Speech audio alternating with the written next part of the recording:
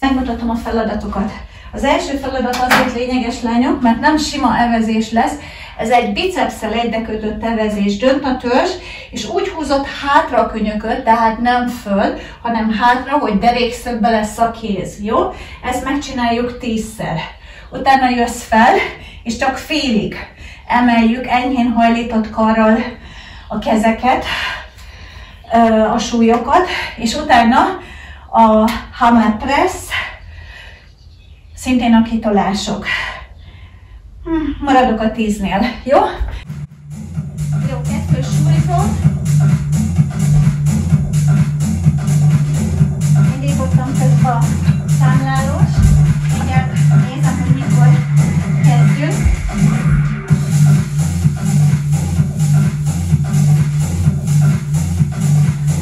Oké, lányok, dönt a törzs. Jó? És húzd hátra a könyök. Jó? Nem fel, biceps. 1. És hátra 2. 3. 4. 5. 6. 7. 8.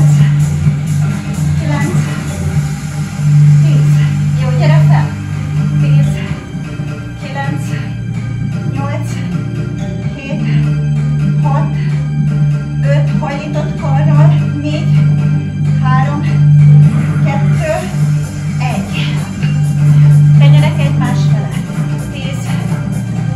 9. 8. 7. 6. 5. 4. 3. 2. 1. Kezdjük előre. Üres súlyzó. 20. Derékszögbe. 2. 3. 4. 5.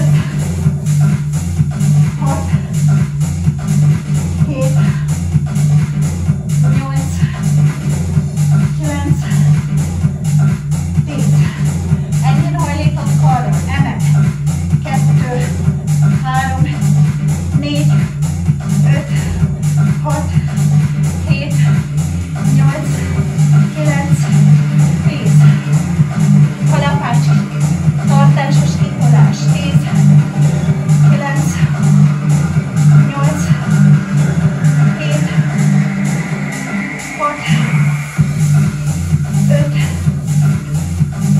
4. 3. 2. 1. Izommunka.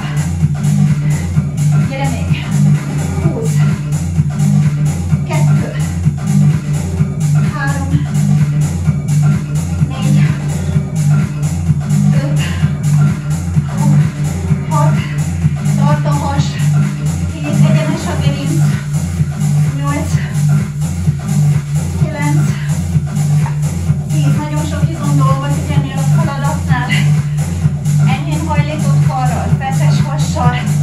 3. 4. 5. 6. 7. 8. 9. 10. Jó, hammer press. Ha nehéz, akkor felváltva csinálod, jó? Így. 3. 4. 5. 6. 7. Szorítsd össze a popsit. 8. 9. 10. Egyet majdnem meg fogjuk tudni csinálni. Gyerünk, lányok. 10. 9. 8. Tart a has. 7. Egyenes a gerinc. 5. 4. 3. Ez az. 2. 1. Gyere fel. Legyenek test irányába. 1. 2. 3. 4. Könyök hajlítva. 5. 6.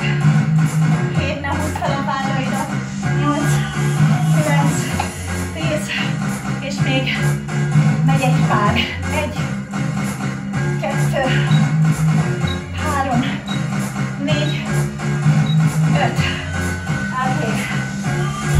vége. Aztán leszakad a karod. Puszillak titeket. Sziasztok, drágák!